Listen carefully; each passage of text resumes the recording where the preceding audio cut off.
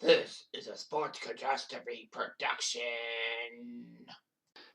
Hey there, how there, ho there. It's Jeff Cutter Diamond welcoming you to another sports catastrophe birthday boy. And this birthday boy is basically seen by some fan bases as a quitter, someone who'd rather go with Russia to play hockey in Russia instead of the NHL.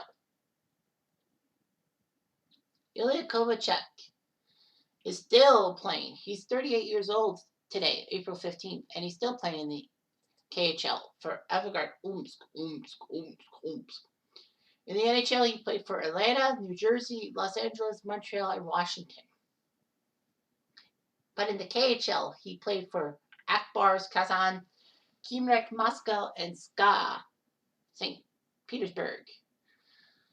He was in the youth system of Spartak Moscow, joining their senior team. After 2 years with Spartak, he would join Atlanta in the NHL because he was drafted by them first overall in 2001.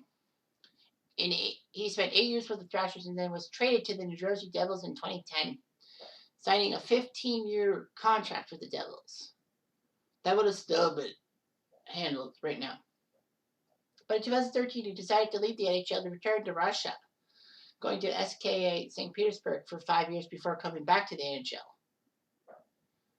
And after a few bad times there, he basically bolted back to Russia. He is fourth all-time in the NHL in regular season overtime goals with 15, and the seventh highest scoring Russian in NHL history. He ended up sharing the Rocket Richard goal-scoring trophy in the NHL with Jerome McGinley and Rick Nash. Kovalchuk helped the 2018 Russians win gold medal in the Olympics. So anyway,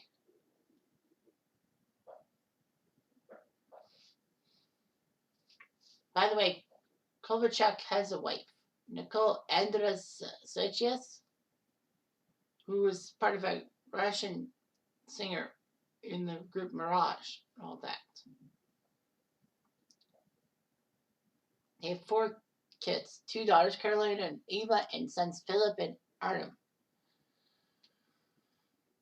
So anyway, he actually played in the 97 Quebec International Pee Wee Hockey Tournament with Spartak Moscow. It was weird how Russians were allowed to play in this major tournament.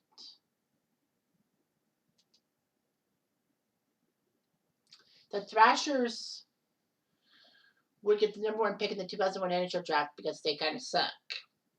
So this time, unlike their other number 1 pick, Patrick Stefan, they made the right move at number 1 in getting Kovalchuk. It was the first Russian to go number 1 in the draft. He wore number 17 because it's a tribute to the great Valery Harlamov, who was a Soviet superstar in the 1970s, who could have single-handedly ruined Canada if it wasn't for Bobby Clark's slash and all that. I know, why am I giving a Canadian crap over slashing a Russian? But the fact of the matter is, that's how dominant the Harlamov was. Anyway, his rookie season was in 2001-2002 when Atlanta still had an NHL team. He did pretty well. He scored 29 goals despite a season-ending shoulder injury. He would be second in Calder Trophy voting to his old teammate, Danny Heatley. Everyone knows Danny Heatley's time in Atlanta was short because of that car crash that killed Dan Snyder. But anyway, he improved. He got 38 goals in his second season and then 41 in his third season, making him a co-winner of the Rocket Richard Trophy. Kovalchuk would play in Russia with Akbars and Khimrak to pass time before the strike finally ended in the NHL.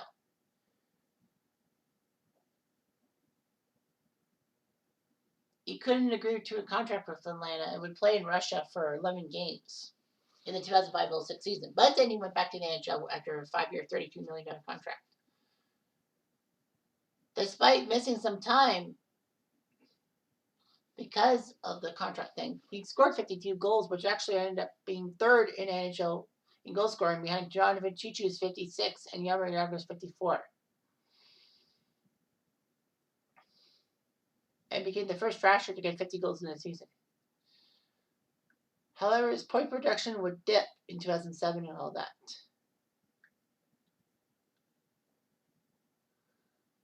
Despite the small dip. Kovalchuk did help the Thrashers make the Stanley Cup playoffs for the first and only time in history as the Atlanta Thrashers. Sadly, though, the Rangers would sweep them in 4 straight games.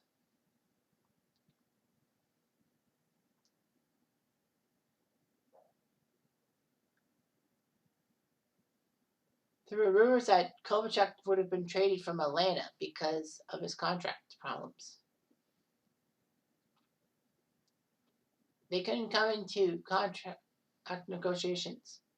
Well, Thrashers GM Don Waddell reportedly offered a 12-year, $101 million contract to Kovalchuk, which he turned down. I mean, geez, you turned down like $8 million a year.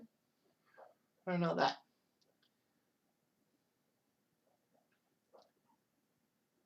Kovalchuk was told he had to be traded rather than risk him to free agency for nothing in the offseason. The Thrashers basically wanted somebody, wanted some help.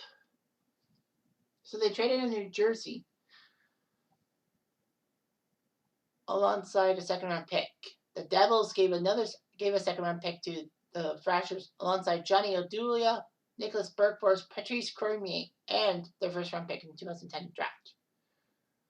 I forgot if the Thrashers made a good move with that pick or not. Kovalchuk left the Thrashers as the best player in Atlanta Thrashers history. All that. Well, the Atlanta pick, what New Jersey would trade it to Chicago, and Chicago would take Kevin Hayes. That's weird.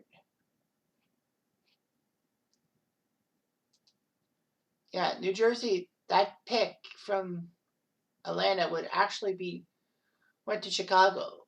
The trade sent a massive trade in June 2010 that sent Dustin Buckflin, Ben Eager, Brent Silpel, and Akeem Aliu to Atlanta for Marty Reasoner, Joey Kraft, Jeremy Moran, and a few other picks. Oh, Atlanta traded at Chicago. That's right. Atlanta traded at Chicago to get Dustin Buckflin. Okay. Anyway, Kovalchuk would do fine for the Devils and all that. Kobe would help the Devils get to the 2012 Stanley Cup Finals against the Kings. Unfortunately, Kovalchuk, even though he was doing pretty well in the playoff scoring chase, actually ended up having a herniated disc and basically couldn't do much against the Kings and all that.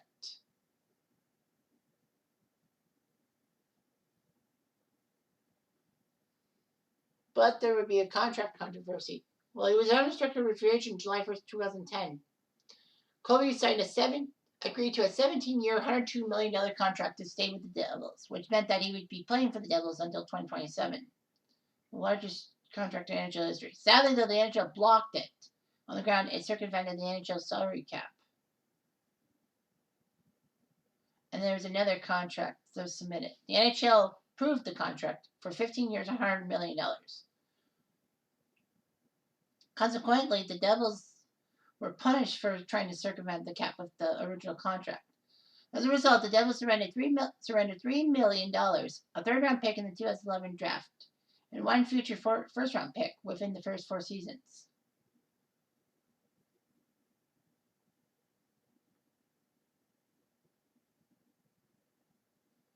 The Devils were going to surrender their first-round pick in 2014, but the NHL said it would forgive part of the $3 million fine and granted the Devils the 30th pick in the 2014 NHL draft.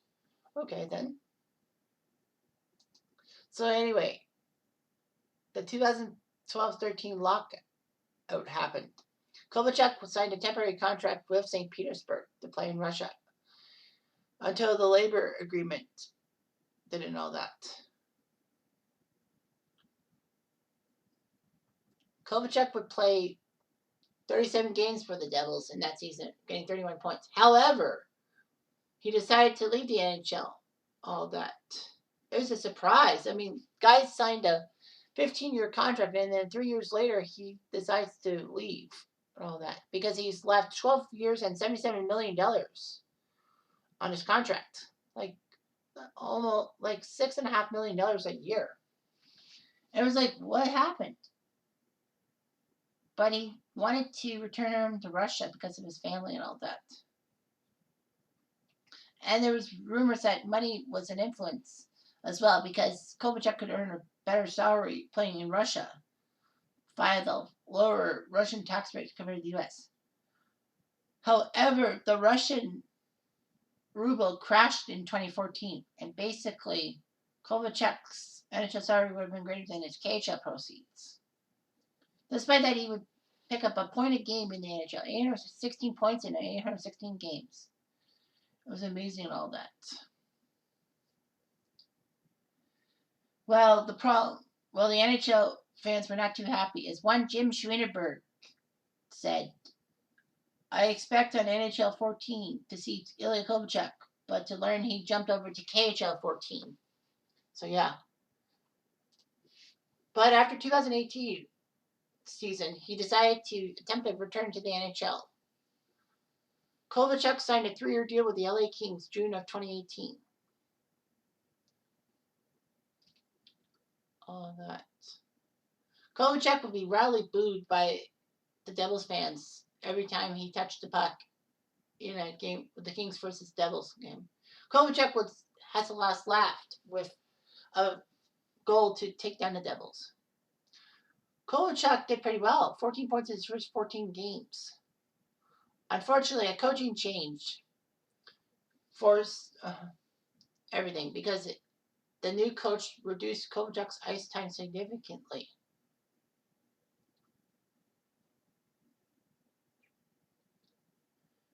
He decided to leave. And in December of 2019, the Kings terminated Kovalchuk's contract and he became a free agent. Montreal would sign him to a 1-year, 2-way league minimum contract. And he was happy and all that. He played for Montreal. He actually scored a game-winning overtime goal against the Ottawa Senators in overtime. But after 22 games with the Habs, he was traded to Washington because of the playoff push in exchange for a third-round pick. Kovalchuk would be absent much in the playoffs, like only 1 point in 8 playoff games.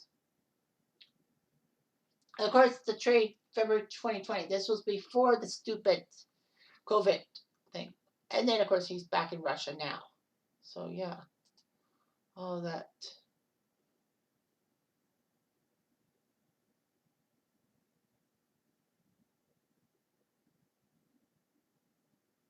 So, yeah, so Kovalchuk helped the Russians win the 2018 Olympics.